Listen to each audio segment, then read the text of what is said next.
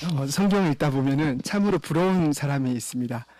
개인적으로 저는 스데반 전도자이시기도 했던 스데반 지자님인데 그 외에도 다윗이 될 수도 있고 요셉이 될 수도 있죠. 그런데 성경을 읽다 보면은 정말 부럽다라는 마음이 들 만한 가정도 있습니다. 성경에 보면은 언약에 신실하신 하나님의 어떤 내용을 나타내주는 가장 중요한 독특한 단어가 등장하고 있습니다. 우리 한번 같이 보실까요? 출애굽기 3장입니다.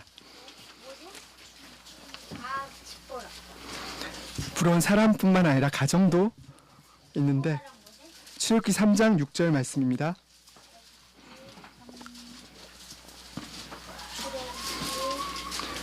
같이 읽으실까요? 시작. 또 이르시되 나는 내 조상의 하나님이니 아브라함의 하나님, 이삭의 하나님, 야곱의 하나님이니라.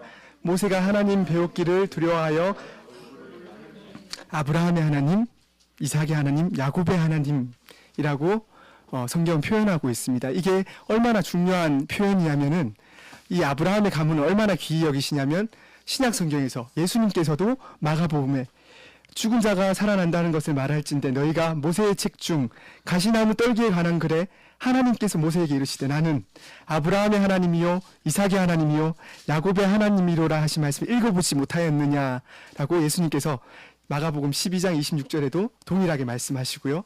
또 그 외에 사도행전 17장에도 보시면은 나는 내 조상의 하나님 즉 아브라함과 이삭과 야곱의 하나님이라 하신데 모세가 무서워 감히 두려워하지 못하니라 라고 구약을 추송하고 있는 내용에서도 강조되고 있는 것을 볼 수가 있습니다. 부럽지 않으십니까? 아브라함의 하나님, 이삭의 하나님, 야곱의 하나님. 이게 마치 하나의 묶음처럼 계속해서 성경 전체에서 도도하게 흐르면서 하나님의 언약적인 역사를 나타내주고 있는 중요한 표현으로 쓰이고 있습니다. 또 하나 부러운 구절이 있습니다. 디모데후서 1장 5절에 보면 제가 읽겠습니다. 이는 내 속에 거짓이 없는 믿음이 있음을 생각합니다. 이 믿음은 먼저 내 외조모 로이스와 내 어머니 유니게 속에 있더니 내 속에도 있는 줄을 확신하노라. 바울이 디모데에게 말씀하기를 외할머니 로이스의 믿음과 어머니였던 유니게를 통하여서 지금 디모데 너에게 하나님께서 믿음을 선물로 주심으로 말미암아 허락하신 신앙이 얼마나 귀한지 아느냐라고 바울이 말씀하고 있습니다. 제가 지금 무엇을 말씀드린지 아시겠지요? 눈치를 채셨습니까?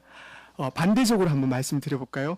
우리가 잘 아는 인물, 또 아까 스데반도 있고 개인적으로 흠모할 만한 다윗도 있고 이런 사람들이 있겠지만 빼놓을 수 없는 구약의 모세가 있지. 우리 가영이가 방금 이야기했듯이 모세가 있습니다.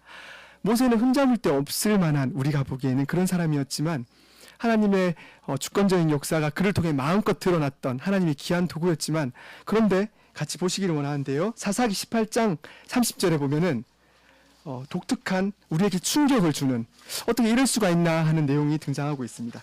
사사기 18장 30절입니다.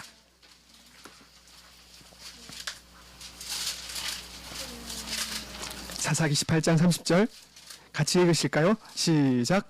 단 자손이 자기들을 위하여 그 새긴 신상을 세웠고 모세의 손자요 게르솜의 아들인 요나단과 그의 자손은 단 지파의 제사장이 되어 그 땅 백성이 사로잡히는 날까지 이르렀더라. 모세의 손자 요나단이 여기에 등장하고 있습니다. 이 요나단은 우리가 사사기의 뒷부분에 나오는데 미가 가문을 망치고 단 지파를 망치는 일을 하는 잘못된 신앙의 종교 지도자가 되고 맙니다. 오늘로 말하면 이단이 되고 마는 것입니다. 우리가 귀하게 생각하는 모세의 가정에 모세의 손자인 요나단이 요나단으로 말미암은 이런 상상도 하지 못할 극악함의 모습이 여기에 나타나고 있습니다. 우리가 더 많은 예를 들 수도 있지만 보았듯이 할아버지, 아버지 그리고 아들에게 이어지는 그리고 외할머니 할머니 그리고 또 아들에게 손자에게까지 이어지는 이러한 신앙. 저는 개인적으로 주일학교를 가르치면서 가지는 소망과 하나의 그림을 그린다면은 그리고 성경을 가르치면서 가지게 되는 자연스럽게 되는 소망은 뭐냐면은 우리 아이들이 애노기부터 원호기까지 이 친구들이 저와 함께 자랐을 때에 그게 5년 후가 될 수도 있고 10년 후가 될 수도 있지만 그때 함께 만나서 우리가 하나님의 은혜를 그때 나눌 때에 전도사님 제가 그때 하나님께서 주신 은혜의 말씀을 통해서 지금 우리 아버지보다 더 하나님을 사랑하게 되었습니다. 지금 우리 어머니보다 제가 교회 더 열심히 나가고요. 하나님을 더욱더 열심히 예배하는 자가 되었습니다. 이런 어떤 하나의 고백을 듣는 것이 저의 개인적인 바람입니다. 그런데 이 시대의 위기는 여기에 있습니다. 아버지가 목회자이고 장로님이시고 안수 집사님이시고 어머니가 몇 대째 가문임에도 불구하고 주위를 조금만 둘러보면은 그 자녀들은 엉망진창인 경우가 너무도 쉽게 볼 수 있는 시대가 되어버렸습니다. 반대로 전혀 오히려 부모님들은 외가와 친척할 것 없이 온갖 이름도 듣지 못한 이단 종교에 빠져 허우적거리는 집안임에도 불구하고 하나님의 은혜 가운데 하나님 잘 믿는 귀한 믿음의 일꾼들로 자라나는 모습들도 쉽게 주변에서 볼 수가 있습니다.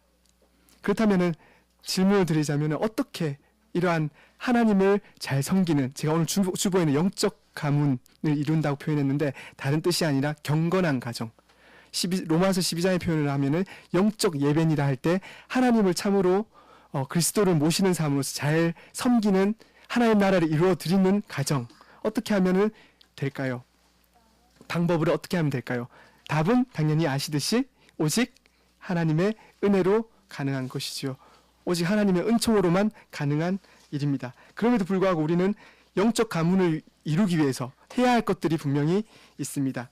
사실 오늘 본문을 중심으로 저는 우리가 영적 가문을 이루기 위해서 반드시 알아야만 하는 원리들을 몇 가지 살펴보고자 합니다. 우리 오늘 본문 7절 말씀을 보실까요?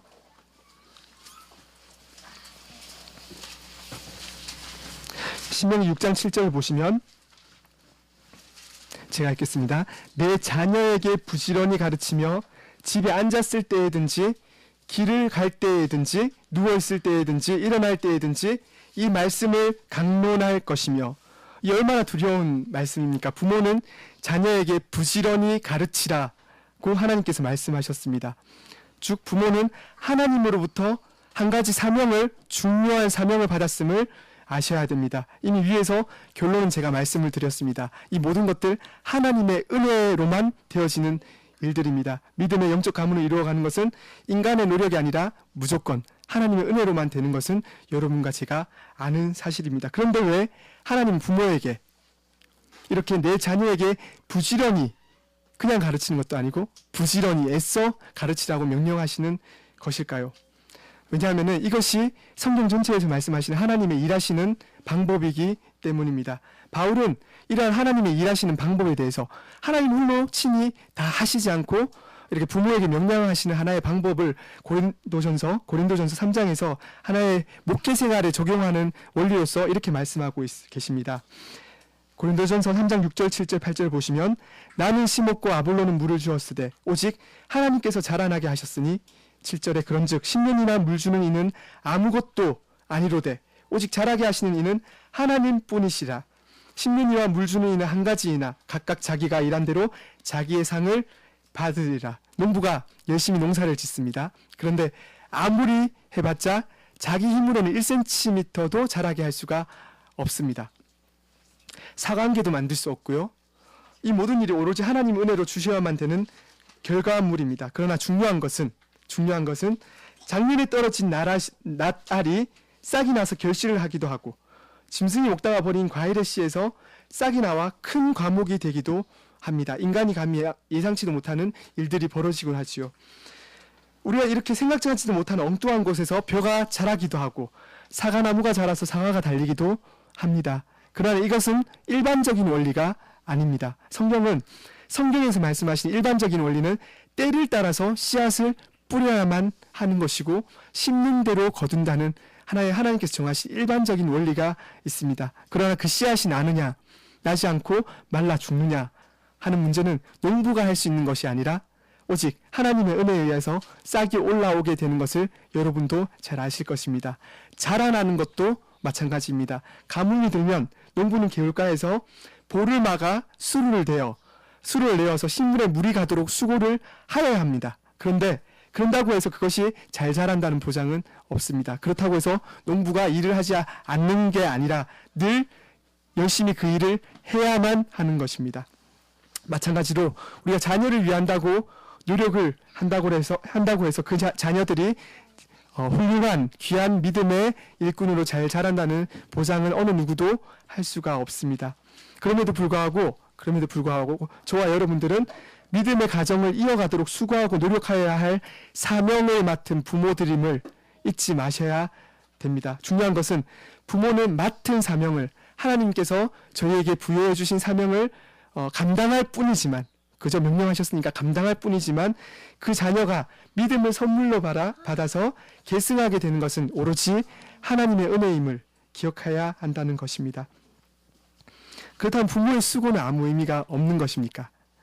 그렇지 않습니다. 하나님은 그 일을 방편으로 하셔서 자녀들이 믿음을 계승하도록 역사하시고, 그러므로 자녀들이 믿음을 계승하도록 노력하지 않는 부모는 어쩌면 어차피 하나님이 하시니까 그냥 내버려둬도 하나님 기르시겠지 하는 부모는 어쩌면 하나님의 은혜가 그 가문에서 떠난 가정일지도 모른다는 것을 성경을 통해서 미루어 확인할 수가 있습니다. 기억하시고 우리 모두는 자녀에게 신앙을 물려줘야 되는 사명자로 부름받았음을 마음에 새기시기를 바랍니다. 두 번째로 우리가 기억해야 할 것은 부모들은 자녀들에게 믿음을 계승할 수 있는, 노력의 일환으로 계승할 수 있는 영적 환경을 만들어야 된다는 것입니다. 우리 본문은 그것을 아주 실감나게 잘 표현하고 있습니다. 7절 보시면, 내 자녀에게 부지런히 가르치며 집에 앉았을 때에든지 길을 갈 때에든지 누워있을 때에든지 일어날 때에든지 이 말씀을 강론할 것이며, 8절 9절 보시면, 너는 또 그것을 내 손목에 메어 기호를 삼으며 내 미간에 붙여 표로 삼고, 9절에 또 내 집 문설주와 바깥문에 기록할지니라 라고 말씀하고 있습니다. 어떻게 이 본문에서 환경을 말씀하고 있습니까? 첫째로 시간에 대해서 말씀하고 있습니다. 언제 가르쳐야 하는가? 우리가 부모로서 자녀들에게 언제 가르쳐야 하는가? 7절에 부지런히 가르치되 집에 앉았을 때에든지 길을 갈 때에든지 누워있을 때에든지 일어날 때에든지 라고 말씀하고 있습니다. 이 외에 다른 행동이 있습니까? 앉아있을 때, 길을 갈 때, 누워있을 때, 우리가 날거나, 선생님 저 물속에 있는데요, 인간의 모든 행동을 표현하는 것입니다. 항상이라는 말이에요. 우리가 항상 가르쳐야 된다는 말씀입니다. 유대인들은 특별히 여기 있는 누웠을 때든지를 저녁에 잠자기 전에 1시간이라고 보고, 그리고 일어났을 때라고 하는 것을 아침에 일어난 시간을 딱 정해가지고, 그때 신명기 오늘 본문 6장 4절부터 9절 말씀을 쉐마라고 해서 항상 암송을 하고 있습니다. 지금도 하고 있습니다. 그렇지만 우리는 이보다 더 넓은 의미로 항상, 우리 인생의 매 시간 항상임을 기억하셔야 됩니다. 두 번째, 방법은 무엇일까요? 항상 자녀를 하나님이 원하시는 모습으로 양육하는 방법은 무엇일까요? 7절에 강론할 것이며 라고 말씀하고 있습니다. 강론하다라는 말이 무슨 뜻입니까? 의식적으로 늘 가르치는 것입니다. 우리 교회 송도님의 이야기입니다. 한 번은 개인적으로 이야기를 할 기회가 있었는데, 너무 바쁜 일상 속에서 가르칠 시간이 없으니까 이제 어디 예식장에 간다거나 친척집에 갈 때 자녀들에게 이야기를 들려준다고 합니다. 성경의 이야기를 마치 할아버지가 옛날에 그러하셨듯이 강론하는 것입니다. 항상 틈이 날 때 우리가 할 수 있는 모든 여건 속에서 강론하는 것이 바로 그러한 것입니다. 그런데 이 강론하는 것은 단순히 지식의 문제가 아닙니다. 나도 모르게 뿜어져 나오는 것. 내가 말만 하면은 공부해야지. 말만 하면은 또 공부해야지. 말만 하면 또 TV 꼭 또 공부해야지. 이게 아니라 말만 하면, 입만 열면 하나님 말씀이 입에서 나오는 것. 부모님이 나도 모르게 하나님 말씀을, 내 원리를 이야기하고 있고 성경의 이야기와 교훈들을 자녀에게 들려주는 것을 강론하다는 의미에 담겨져 있습니다. 나도 모르게 튀어나오는 것. 나도 모르게 내 속 깊숙이 그것이 깊이 배어서 나도 모르게 자녀들에게 전달되어지는 것. 바로 강론하다라는 의미입니다. 그래서 아이들에게 여러분들과 제가 무엇을 가르치셔야 되냐면은, 하나님 외에는, 그것 외에는 다른 어떤 것도 없다. 그것 외에는 우리가 중심을 두어야 할 것이 다른 것이 어떤 것도 없다라는 것을 가르치셔야 됩니다. 그래서 자녀들이 우리를 보고 자연스럽게, 엄마 아빠를 보니까 하나님이 최고구나. 엄마 아빠를 보니까 하나님을 예배하는 것보다 이 세상에 기쁜 일이 없구나를 자연스럽게 부모의 강론함을 통해서 알게 되는 것입니다. 그것이 강론하다라는 뜻입니다. 그렇다면 이 강론함에 있어서 나타내야 할 핵심적인 내용이 우리 신명기 6장 4절 5절에서 이렇게 표현하고 있습니다. 이스라엘 들으라, 쉐마 이스라엘, 우리 하나님 여호와는 오직 유일한 여호와시니 너는 마음을 다하고 뜻을 다하여 힘을 다하여 내 하나님 여호와를 사랑하라. 원문 그대로 표현하면은 이스라엘아 들으라, 우리 하나님은 여호와신데 바로 그 여호와시다. 근데 그분은 하나이신 분이시다 라고 해서 에하드라고 해서 하나라는 분이 맨 뒤에 있고 여호와다, 하나님이다가 계속 강조되고 있습니다. 이 하나님에 대해서 우리 부모님들과 저의 말 속에서 하나님밖에 없다, 하나이신 한 분이신 하나님밖에 없음을 가르치셔야 됩니다. 우리의 문제 가운데 부모님 신앙이 좋으신데 자녀들은 그렇지 못하다고 합니다. 문제가 있는 것입니다. 어디에 문제가 있습니까? 말을 하는 데서부터, 우리 부모님들과 제가 말을 하는 데서부터 문제가 있었을 것입니다. 의식적으로 자녀들에게 강론하셔야 됩니다. 그것은 항상 가운데 주어지는 것입니다.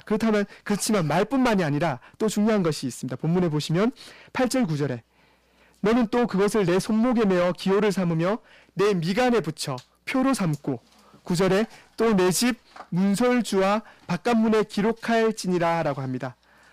8절에 손목에 메어 기호를 삼으며 미간에 이제 붙인다는 것은 테필린이라고 합니다. 실제 유대인들은 그렇게 하고 있어요. 유대인들은 이것을 가지고 문자적으로 이해해서 하루에 3번씩 기도하는 시간마다 실제로 쉐마 6장 4절부터 9절이 적혀있는 작은 상자가 있는데 이것을 미간에 붙이고 그리고 손목에 메고 실제로 보면서 읽으면서 몸을 흔들면서 기도를 하고 있습니다. 이것을 테필린이라고 부르는 것입니다. 그래서 이 테필린이라는 것을 사용함으로써 말하는 것을 듣게 할 뿐만 아니라 보게끔 하는 유대인들의 교육 방법이었습니다. 심지어 9절에 문설주와 바깥문에 기록하는 이것을 매주자라고 합니다. 문설주에. 그래서 바깥문에 쉐마를 기록해서 유대인들이 또한 문자적으로 이해해서 이들은 문을 들고 나올 때마다 이 하나님 사랑을 한다는 이 문자를 보도록 했습니다. 우리는 그보다 넓은 의미를 가지고 있지요. 하나님 사랑한 것에 대해서 항상 교육해야 될 중요성을 오늘 본문을 말하고 있는 것입니다. 그 아이가 보는 모든 곳에, 아이가 하늘을 보아도 집안에서, 그리고 집 밖에를 나갈 때에도, 집에서 들어왔을 때에도 TV를 먼저 보는 것이 아니라, 이상한 그림을 먼저 보는 것이 아니라 하나님을 사랑하는 마음이 담겨있는 집안의 환경을 보게끔 해주라는 것입니다. 환경도 하나님께서 엄하게 규정할 것을 명하고 계시는 것입니다. 어디를 보든지 하나님을 사랑해야 되는구나. 하나님을 사랑해야 되는구나. 아, 당연하게 내가 가장 중요하게 여길 것은 하나님 사랑이구나가 되어야 하는 것입니다. 조금 더 구체적으로 제가 여쭈도록 하겠습니다. 저는 개인적으로 여러 환경에서 아이들을 가르칠 기회가 있었습니다. 성교원에서도 있었고요. 유치원에도 있었고요. 초등학교, 중학교, 고등학교, 심지어 대학교의 일부까지 이렇게 많은 사람들을 아무것도 모르면서 대학에 되는 경우가 많았는데, 심지어 군대에서도. 그런데 느껴지는 것이 있었습니다. 왜냐하면 공부하는 각자의 영역이 있는데 뭐가 그렇게 책들이 많은지, 영어 하나를 공부해도 책이 왜 그래 많고 참고서는 얼마나 많은지, 심지어 군인 맨날 뛰는 것밖에 없고 걷는 것밖에 없는 것처럼 보이는데도 교범이 얼마나 많은지. 죄송합니다. 여러분들에게 얼마나 성경 사전이 있으십니까? 성경을 연구하기 위해서 얼마나 투자를 하십니까? 아이들에게 얼마나 보여주고 계십니까? 영어 하나, 문장 하나 해석하기 위해서도 문법책을 비롯해서 듣기 따로, 읽기 따로, 말하기 따로, 문화 공부 따로 다 하시는데 초등학생 가방이 불룩합니다. 그런데 얼마나 집에 성경 사전이 좋은 사전들이 단권부터 전지까지 있으십니까? 두 번째는 얼마나 주석이 있으십니까? 주석은 원래 목사님들은 주석을 하는 분들이지 주석을 보고 설교하는 분들이 아닙니다. 다만 평신도들은 본문을 해석함에 있어서 어려운 구절들, 고민한 구절들을 자의적으로 해석하지 말라고 만들어진 것이 주석인데, 그것들이 얼마나 집에 좋은 주석이, 이상한 주석들 말고 좋은 주석이 갖춰져 있습니까? 세 번째로, 성경 지도는 과연 있으십니까? 성경 지도는 과연 있으십니까? 성경에 나오는 모든 지명들은 실제 지명들입니다. 우리 친구들이 머릿속으로 상상을 할 수 있지만 실제로 얼마나 몇 번이나 가나안을 이야기했을 때, 애굽을 이야기했을 때, 시나이 반도를 이야기했을 때 얼마나 지도를 펼쳐 보여주셨습니까? 영어 사전만 사신 것은 아닙니까? 점검해 봐야 될 부분임이 분명합니다. 반대로 관광지에 가시면은 이상한 사전 같은 걸 사지 않으셨으면 좋겠어요. 저도 경험이 있는 바라 어디 유명한 관광지에 가셔도 우산과 관련된 뭐 두더지가 두꺼비 뭐 모양이라든지 아무리 유명한 것들도 사지 않으셨으면 좋겠어요. 아이들은 보는 대로 마음에 심겨지고, 오늘 신명기에서 엄중하게 말씀하듯이 환경도 하나님께서 명령하신 바 안에서 하나님을 사랑할 수 있는 방법을 최선을 다해서 가꿔야 된다면 그런 것도 부정적으로는 하지 않으셨으면 좋겠습니다. 다음으로 영적 가문을 세워나가기 위해서는 내가 부모로서 하나님과의 관계를 먼저 점검하면서 아이들에게 본을 보이는 것이 필요합니다. 신명기 6장 6절에는 이렇게 말씀합니다. 오늘 내가 내게 명하는 이 말씀을 너는 마음에 새기고, 7절에 내 자녀에게 부지런히 가르치며 라고 말씀하고 있습니다. 먼저 부모님들께서는 마음에 새기라는 명령을 보셔야 됩니다. 먼저 신앙의 본을 보이라는 말입니다.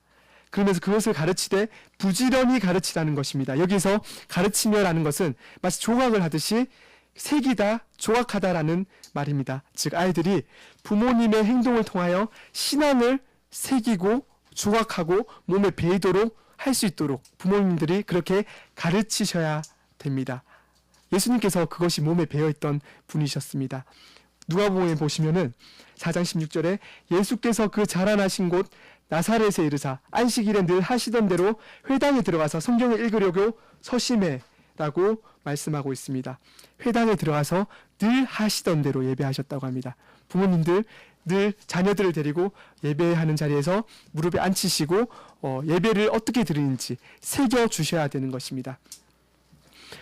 신뢰할 만한 것이 아닐 수도 있지만 옛날에 그 책에 보면 이런 이야기가 있었습니다.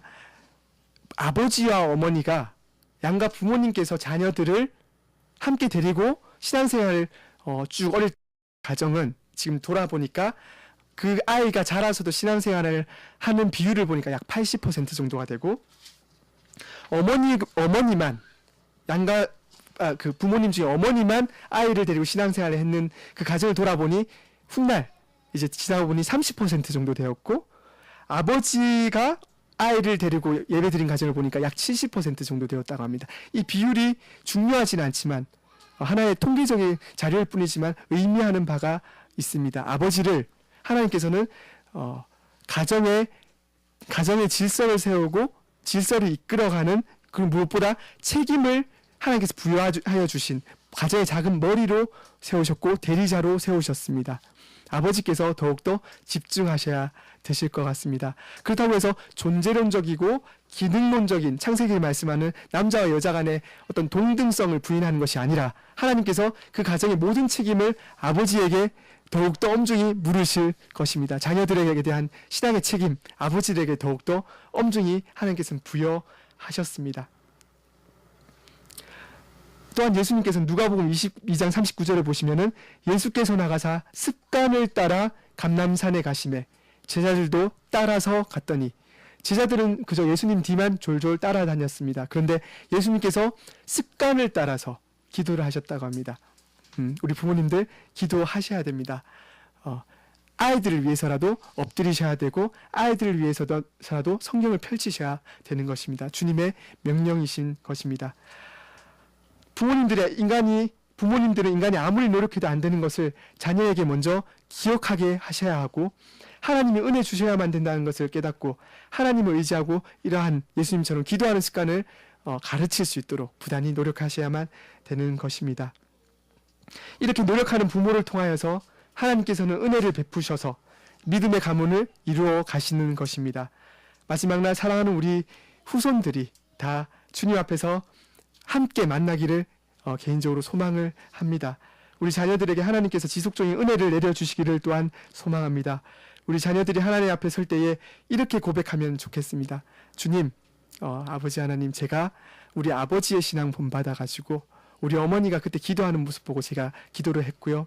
그때 그 힘들 때 할아버지께서 그때 눈물 흘리시며 말씀 부여잡고 엎드리시고 또 습관을 따라 교회 가시는 거 보고 제가 따라 했더니, 또한 그 손길 가운데 역사하신 하나님의 은혜 가운데 제가 이렇게 주님 앞에 서게 되었습니다라는 신앙의 간증을 주님 앞에 드리는 은혜가 우리 귀하신 십자가 지기 교회 부모님들을 통해서 이루어지기를 하나님께서 그렇게 은혜의 통로로 도구로 사용하시기를 간절히 소망합니다. 기도하시겠습니다. 아버지 하나님, 들으라 이스라엘아 라고 말씀하신 이 쉐마의 말씀이 저희 십자가 지기 교회 성도님들과 제게 주신 말씀인 줄 믿습니다. 십자가 지기 교회를 이 땅에 세우셨으니 이 교회의 모든 어린이들이 다음 세대에 한국교회와 세계교회를 위해 하나님께 귀하게 쓰임받는 귀한 하나님의 마음껏 사용하시는 도구들 되게 하여 주시옵소서. 먼저 부모들에게 은혜 더하여 주셔서 마땅히 가르칠 바들을 부지런히 가르칠 수 있도록 하나님 또한 은혜를 더하여 주시옵소서. 귀한 말씀 감사드리며 거룩하신 예수님 이름으로 기도합니다. 아멘.